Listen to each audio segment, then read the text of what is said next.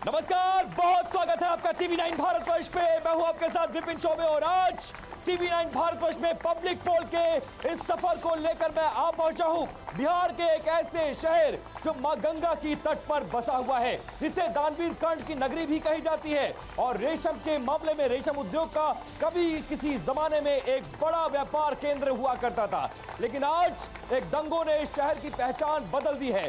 बदहाली के आंसू रोता हुआ है शहर अब इस बार विकास की राह पर दौड़ना चाहता है, लेकिन विकास की राह पर कौन दौड़ाएगा, ये सबसे बड़ा सवाल है। साल 2024 के लोकसभा चुनाव में अब ये शहर चुनावी समर में कूद चुका है।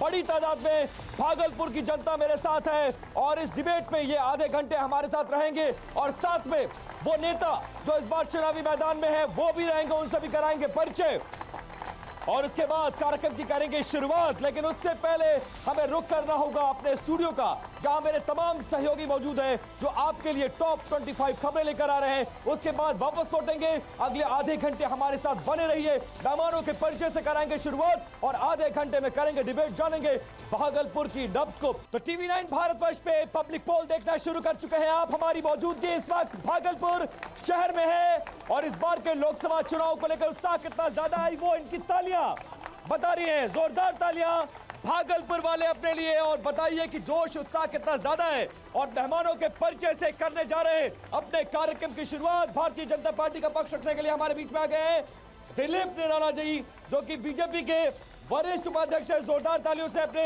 मेहमान का स्वागत करिए। दूसरे नंबर पर हमारे साथ आरजेडी को रिप्रेजेंट करने के लिए डॉक्टर चक्रपाणी हिमांशु हैं, जो कि पूर्व अध्यक्ष बाल श्रमिक आयोग है।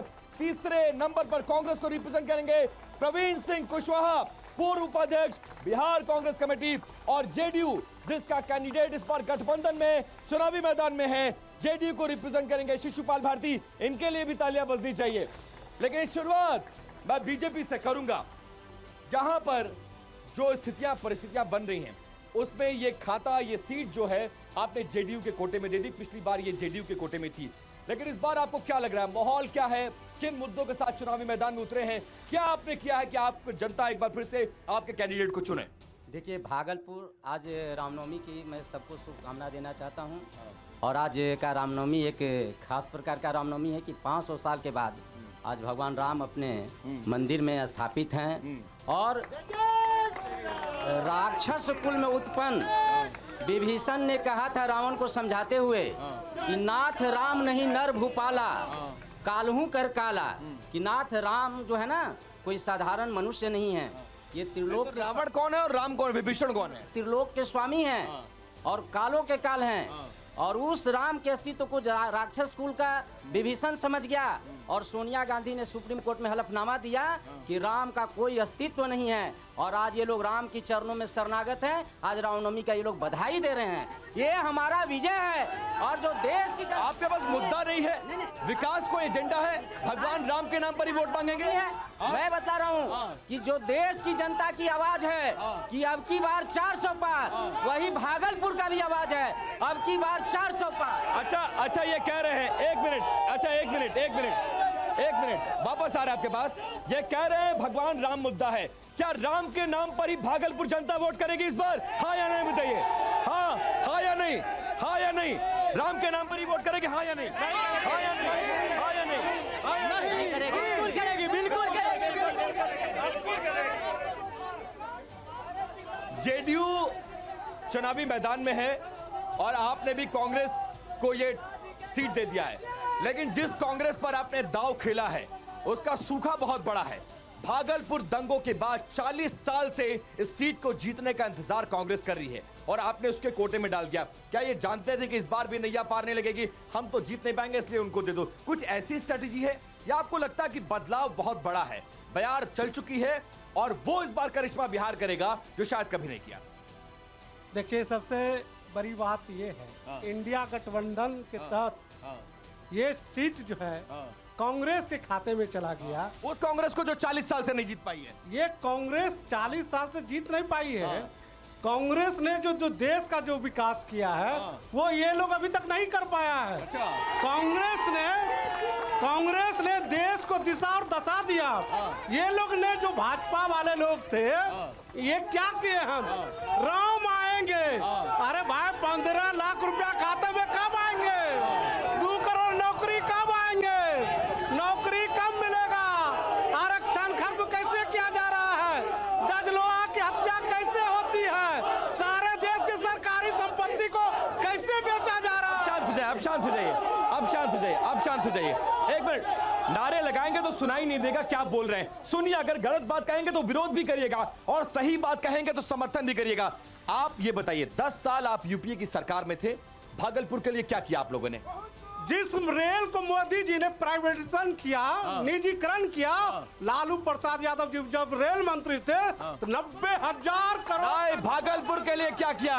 घुमाइए मत। भागलपुर के लिए क्या किया? भागलपुर को मंडल कार्यालय का शिलान्यास किया, दर्जनों नई नई ट्रेन दी और ऐतिहासिक जगह तिलका मांझी महापुरुष के नाम पर विश्वविद्यालय बनाया, विकास की गंगा बनाया। अच्छा ये बताइए, ठीक है, आपकी बात आ गई। मैं जनता से ही सहमति या असहमति ले लेता हूं। ये बताइए, किसके राज में भागलपुर का विकास हुआ, यूपीए या एनडीए?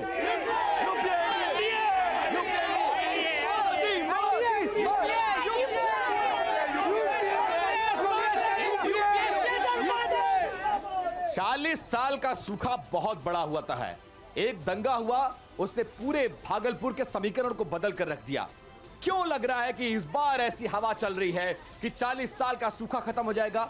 आपने अपने विधायक पर दांव तो खेला है, लेकिन कितने कॉन्फिडेंट हैं? किस आधार पर, किस बात पर, किस चीज पर आपको लग रहा है कि 40 साल का सूखा खत्म होगा? 100% कॉन्फिडेंट है। उस कॉन्फिडेंस का आधार क्या है? सूखा सिर्फ भागलपुर का नहीं था, सूखा पूरे देश का था और पूरे देश में हमने वापसी की है। हमें गर्व है। कहां वापसी की है? कहां 200, 250, 300 वाली पार्टी 45 सांसदों पर पहुंच गई है और आप कह रहे हैं वापसी की है? सही है गलत है? सही है गलत है बताइए। राहुल जी के नेतृत्व में जनता के बीच में हमने अपना स्थान बनाया है, जो आप टीवी 9 के माध्यम से दिखा रहे हैं, इसके लिए धन्यवाद है। लेकिन वो बातें जो राहुल जी की दिखाई नहीं जाती है आम लोगों को, राहुल जी ने 6000 किलोमीटर की यात्रा करके, 4000 किलोमीटर की यात्रा करके जन जन तक उन आवाज को पहुंचाया है जो वो जनता का विकास करना चाहते हैं और किए हैं। उन बातों को भले ही आज टीवी चैनल पे ना दिखाया जाता हो, लेकिन कांग्रेस ने जो विकास किया वो अतुलनीय है। अच्छा ये बताइए, राहुल गांधी भागलपुर आए थे क्या? दिखाइए, आए या नहीं आए? क्या राहुल गांधी भागलपुर आए थे? आए थे? देखा है? आए कब आए थे?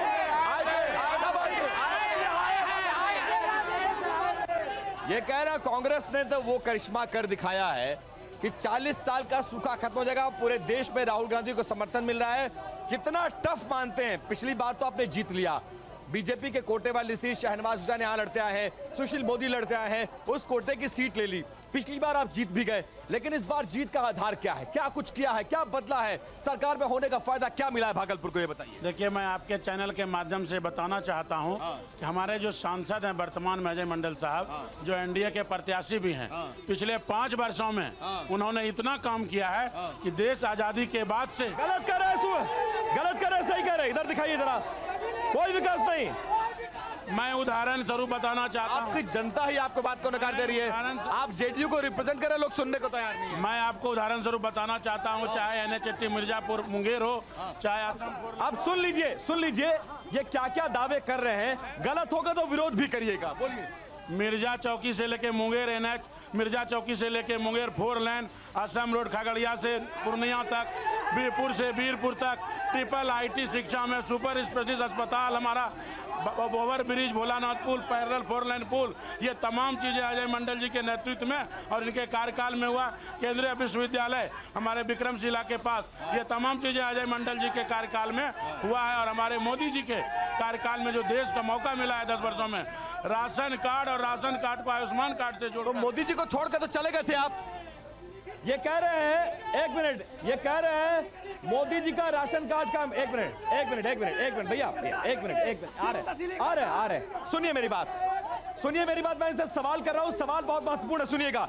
ये कह रहे हैं मोदी जी का राशन बहुत काम आया, बहुत बंटवाया, क्या गारंटी है कि फिर मोदी जी को नहीं छोड़कर जाएंगे? देखिए, ये जो फिर तो नहीं पलट जाएंगे कि नहीं? ये जो गठबंधन है हमारा, पलटेंगे कि नहीं? ये स्वाभाविक गठबंधन है। जनता कसम खाकर जनता के सामने दल यूनाइटेड का भाजपा पलटेंगे तो नहीं? स्वाभाविक गठबंधन पलटेंगे तो नहीं? बिल्कुल नहीं, स्वाभाविक गठबंधन में कहां भरोसा है?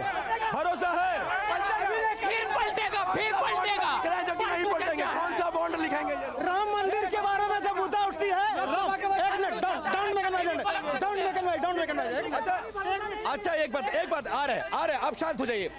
अच्छा आप लोग को नीतीश जी पर भरोसा है कि नहीं है? है कि नहीं है? है कि नहीं है? है कि नहीं? हाथ उठाकर बताइए, है या नहीं है? है या नहीं है? भरोसा है, 100% भरोसा है, पूरा भरोसा है। नीतीश जी कभी पलटेगा? नीतीश जी को तो बार बार आरजेडी के लोग पलटा दिया करते हैं कि विभिन्न प्रकारों से, लेकिन नीतीश जी ने अब ये फैसला किया है कि अब 100% एनडीए के साथ रहेंगे और रहेंगे। इसमें बिना पैना का लोटा है, बिना पैना का लोटा नीतीश कुमार, बिना पैना का लोटा। नीतीश कुमार का कहने खराब है, बस बिहार में कहा जाता है, बिहार में कहा जाता है बिना पेनी का लोटा, तो वही है हमारे नीतीश कुमार। कभी भी पलट सकते। 1 करोड़ युवाओं को प्रत्येक वर्ष नौकरी देने का वादा किया था 5 साल पहले जब चुनाव हुआ था। तो अभी रेल ठेके में, जेल ठेके में, अडानी अंबानी उसके झोली में, मोदी नीरव मोदी उसके साथ है, बिग बंगाज दिवालिया अंबानी। अच्छा ये बताइए नौकरियों का वादा था, भागलपुर वालों को नौकरी मिली कि नहीं मिली?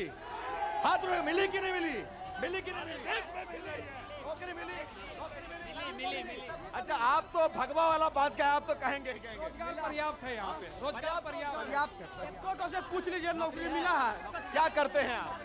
ये गमछा बफलर कुर्ता डाल कर क्या करते हैं? क्या करते हैं? मेरी पढ़ाई शिक्षा चल रही है, क्या कौन सी शिक्षा चल रही है? पीजी की शिक्षा चल रही है अपने भागल। नौकरी मिली? जी अप्लाई किए? जी नौकरी अप्लाई करेंगे तो मिलेगा। मेरे में अगर क्वालिफिकेशन होगा तो नौकरी मिलेगी। क्वालिफिकेशन होगा तो नौकरी मिलेगा, घर बैठे थोड़ी नौकरी मिलेगी। आज तक बीजेपी वाले नहीं, पूरे देश से और पूरे प्रदेश से पूछ लीजिए, अगर किसी के घर में एक भी नौकरी मिलेगा तो जो बोलेगा पकौड़ा बेचने। एक भी घर में अगर नौकरी मिलेगा तो ये लोग पकौड़ा बेचने को, ठेला लगाने को तैयार है। कितनी नौकरी देश में बांटी? 2 करोड़ नौकरियों का वादा, 15 लाख का वादा, कितनी वादे पूरे हुए आपके? आप ये जो अभी पूरे बिहार में भाड़े के हेलीकॉप्टर। सुनिए जरा सुन लीजिए क्या बोल रहे हैं। अगर गलत बोलेंगे तो फिर जवाब देने के लिए तैयार है क्या? सुनिए पहले, लेकिन ध्यान से सुनिए। ये पूरे बिहार में भाड़े के हेलीकॉप्टर पर बैठकर जो मछली खा कर भाषण दे रहे हैं कि हमने 3 लाख लोगों को नौकरी दिया टीचर में, ये नीतीश कुमार की सरकार ने दी। आप तो नीतीश कुमार के साथ नहीं थे ना? आज जब तेजस्वी यादव ने, 1 मिनट सुन लीजिएगा, 1 मिनट, जब तेजस्वी यादव ने नीतीश कुमार के साथ मिलकर नौकरियां बांटी तो आप सरकार का हिस्सा नहीं थे। तेजस्वी यादव जिस विभाग के मंत्री थे उस विभाग में उन्होंने क्यों नहीं नौकरी दिया?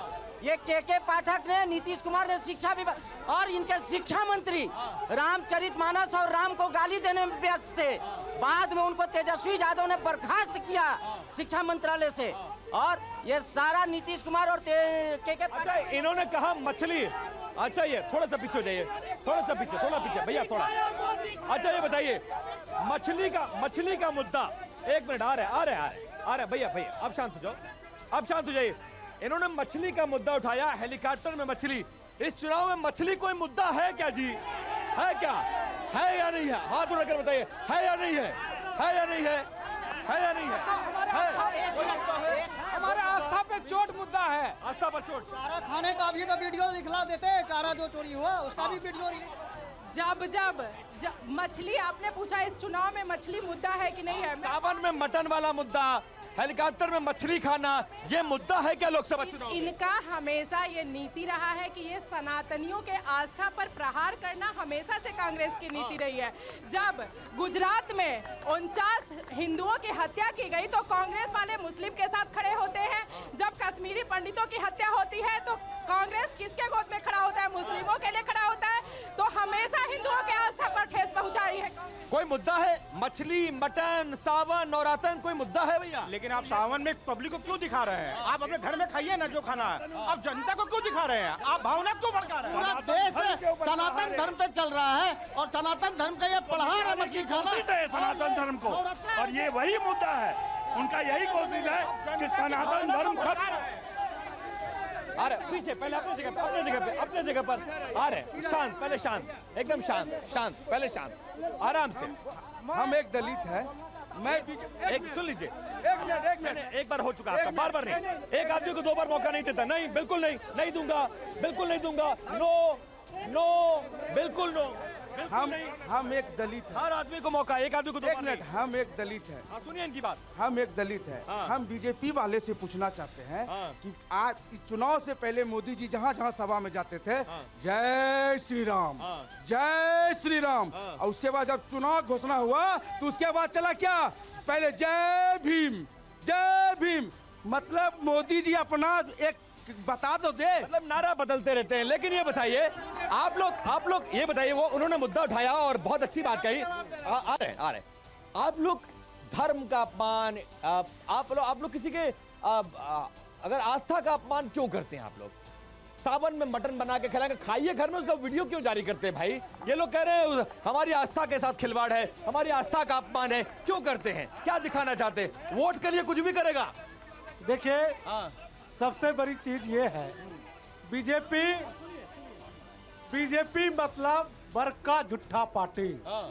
बीजेपी पूरा फुल फॉर्म बता रहे हैं आप? एक मिनट, कैसे फिर से बताइए। बीजेपी मतलब बड़का झूठा पार्टी। पुलवामा हमला का जांच क्यों नहीं किया? 18,000 करोड़ बीफ वाले। भाई हम पूछ रहे हैं मछली, आप बता रहे हैं पुलवामा। मछली काहे दिखा रहे हैं नवरात्र में? तेजस्वी जी ने, आप किसी की आस्था पर ठेस क्यों बचाएंगे? सर वो व्यस्त रहते थे, हेलीकॉप्टर पर खाने का मौका मिला तो मछली खाएंगे क्या? तो वीडियो बनाएंगे क्या वीडियो नवरात्र में जारी करेंगे? समझिए पहले मेरे बात को। आप तेजस्वी जी को उस चीज को क्यों नहीं दिखाते हैं जिन्होंने की अपने कार्यकाल में 5 लाख नौकरी दिया नौजवानों सबके घर। एक मिनट, ये कह रहे हैं नौकरी दिया, ये कह रहे हैं तेजस्वी यादव ने नौकरी दी कि नहीं दी? दिया नहीं दी? नीतीश कुमार ने दी। नीतीश कुमार का सरकार में नीतीश कुमार। अरे जो नौकरी के बदले में जमीन देते थे, लेते थे, वो व्यक्ति क्या बोलेंगे? आज जिस प्रकार से आज जिनके पार्टी का प्रधानमंत्री फेस नहीं घोषित है, वो क्या अब चुनाव लड़ने आए? किस आधार पर? तेजस्वी जी अगर रोजगार दे रहे तो वो ये बताए कि वो जमीन कितना लेंगे, वो जमीन कितना लेंगे? इलेक्ट्रोल बॉन्ड जो सबसे बड़ा घोटाला हुआ, चंदा दो धंधा लो, इन्होंने बोला लालू यादव को जो है नौकरी के नाम पे। मुद्दा है मणिपुर, यस, मुद्दा है देश की महिला पहलवान ब्रिजभूषण सिंह, इन सभी पे आप लोग क्यों नहीं? भाजपा वाले जवाब दे कि चंदा दो धंधा दो का इलेक्ट्रोल बॉन्ड का इन्होंने कितना उगाही किया और कहा? लेकिन ये बताइए नौकरी का मुद्दा, ये कह रहे हैं यूपीए राज की बात आई और उन्होंने कहा कि हम कम से कम हम आ रहे हैं आपके पास। ये कह रहे हैं कि हम वो तो नहीं है जो नौकरी के बदले जमीन के लेते हैं, जमीन का सौदा। वो मामला सीबीआई के साथ चल रहा है आपका, आप ही की सरकार में एक घपला और घोटाला हुआ, सीबीआई में चल रहा है। सवाल तो उठेंगे ना, गलती तो हुई है ना? बिल्कुल सवाल उठेंगे। सवाल जो उठे हैं वो वाजिब हैं कि क्यों जो है मछली दिखाया गया। सवाल ये है कि नौकरी के बदले जमीन लिया गया कि नहीं लिया गया? हमको पूरा कर लेने दीजिए। सवाल जब उठे हैं तो आप इनसे जरूर पूछना चाहिए कि सबसे ज्यादा बीफ की निर्यातक करने वाली सरकार बीजेपी, इलेक्ट्रोल बॉन्ड में बीफ कंपनी से चंदा लेने वाली बीजेपी, और वो सनातन का अपमान नहीं है, और ये मछली दिखाना सनातन का अपमान है। ये कितने शर्म की बात है कि जिस गाय के नाम पर, जिस गौ माता के नाम पर ये लोग वोट की मांग करते हैं, गौ माता के नाम पर, उसकी हत्या करके उसके बीफ को बेच के ये लोग चंदा लेते हैं उस कंपनी से। देखिए बहुत सारे सवाल हैं और आपके हाथ में, दोनों हाथ में लड्डू है। एक बार जब आरजेडी के पास जाता हूं तो भी कहते हैं नीतीश कुमार के साथ हमारी सरकार थी, नौकरी बांटा। बीजेपी वाले कहते हैं नौकरी तेजस्वी यादव ने नहीं, जेडीयू मतलब नीतीश कुमार ने बांटा। किसके साथ है? आरजेडी के साथ है, बीजेपी के साथ है। नौकरी में अगर आप किसी को श्रेय देना चाहते हैं तो किसको देना चाहते हैं? तेजस्वी यादव। जनता तो तेजस्वी यादव को दे रही है। हमारे जो नेता है ना, वो पिछले 18 वर्षों से विकास के साथ है, बिहार के जनता के विकास के साथ है, बिहार के जनता के साथ, बिहार के विकास के साथ है, रोजगार के साथ है, न्याय। लालू यादव के साथ कहाँ गए थे भैया? कहाँ गए थे लालू यादव के साथ? क्यों गए थे बताइए? देखिए, जिस सरकार विकास बीजेपी में नहीं दिख रहा था क्या आपको? निश्चित रूप पार्टी की कमी हो गई थी क्या आपको? निश्चित रूप से बीजेपी के साथ विकास, मैंने पूर्व में भी कहा, स्वाभाविक गठबंधन है हमारा एनडीए के साथ, जनता दल यूनाइटेड। ये तो स्वाभाविक यूपीए के साथ भी हो गया। जो विकास की बात जहां तक है, तो आप पिछले 18 वर्षों से माननीय नेता जो हमारे नीतीश कुमार जी कहाँ गए थे? रोजगार की बात ये लोग कहाँ गए थे? रोजगार की बात लालू जी के साथ कहाँ गए थे? रोजगार की बात काहे कहते? नहीं बता पा रहे। नौकरी पे देखिए कैसे मिलेगा जब व्यापम घोटाला होगा मध्य प्रदेश में, जब जितनी परीक्षाएं होंगी उसका पेपर लीक हो जाएगा। नौकरी देना मकसद ही नहीं इनका। अच्छा ये बताइए भागलपुर वालों, मेरा आपसे सवाल है, भागलपुर वालों मेरा आपसे सवाल है, भागलपुर में कोई विकास हुआ या नहीं हुआ 17 सालों में? हुआ या नहीं हुआ? हुआ बिजली पानी हुआ या नहीं? भागलपुर की हुआ या नहीं हुआ?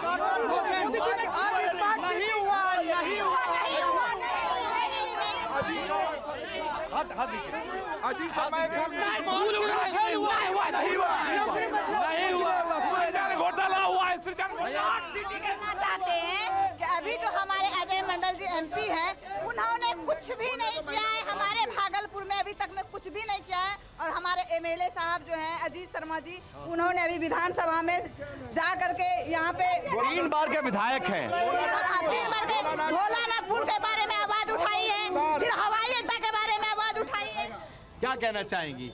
जिसको उम्मीदवार बनाया गया ठीक है, जनता के बीच रहते हैं, काम करते हैं एकदम 100%। अच्छा मोदी जी कहते हैं अल्पसंख्यक हमारे साथ है। भागलपुर का अल्पसंख्यक किसके साथ है? कांग्रेस के साथ, कांग्रेस के गठबंधन के साथ, गठबंधन के साथ है, महागठबंधन के साथ। सर 10 साल बीजेपी को मिला नौकरी मतलब तेजस्वी यादव। 10 साल बीजेपी को नौकरी मिला सरकार, आज तक एयरपोर्ट ने बनाया। वैसे पक्का झूठा पार्टी है बीजेपी। एयरपोर्ट नहीं 10 साल में क्या नहीं हुआ ये जरा बताइए, क्या क्या नहीं हुआ? एयरपोर्ट बहुत जरूरी है। और स्मार्ट सिटी 100 के गिनती में स्मार्ट सिटी को भागलपुर में दिया गया था, उन्हीं लोगों का कहना है। लेकिन स्मार्ट सिटी है कहाँ? मतलब भाजपा, बेरोजगारी मतलब भाजपा। ये बीजेपी वाले कहते हैं मछली के बारे में, वही बीजेपी वाले गाय जो काटता है उससे चंदा लेता है। हिंदू ये बताइए भागलपुर में 10 साल आप देश में सरकार चला चुके हैं, रेशम उद्योग कहाँ है? कुछ किया उसके लिए? एयरपोर्ट बना कि नहीं बना? विक्रमशिला यूनिवर्सिटी का क्या हुआ? ये तमाम सवाल भागलपुर की जनता पूछ रही है, क्या जवाब है आपका? मैं जवाब दे रहा हूँ। पिछले 10 साल में एयरपोर्ट बना? जैसे मेरे मित्र अभी रेलवे मंडल की भी बात कर रहे थे कि लालू यादव ने शिलान्यास किया था। चुनाव घोषणा होने के एक दिन पहले सैंडीज कंपाउंड में एक पत्थर लेकर आए। आप सुनिए अभी मेरे साथ, और उसके बाद यूपीए की ही सरकार बनी 2000 सुनिए 2000 नहीं सुनिए पहले शिलान्यास हुआ और एक्ट कहता है जो शिलान्यास हो जाए वो लागू होता है। 2009 में यूपीए विपिन जी 2009 में यूपीए की ही सरकार बनी।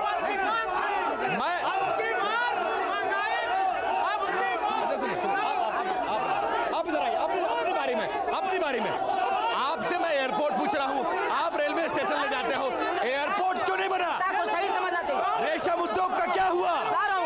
नहीं 2009 में ममता बनर्जी रेल मंत्री बनी। 2009 अच्छा आप शांत हो जाइए, आप शांत हो जाइए, आप शांत हो, आप सुनिए, आप जरा सुनिए, सुन लीजिए। मैं सवाल देखिए, मैं सवाल बहुत रेलेवेंट पूछने जा रहा हूँ। 1 मिनट, बहुत रेलेवेंट सवाल पूछ रहा हूँ। 1 मिनट आ रहे हैं सर। इसके बाद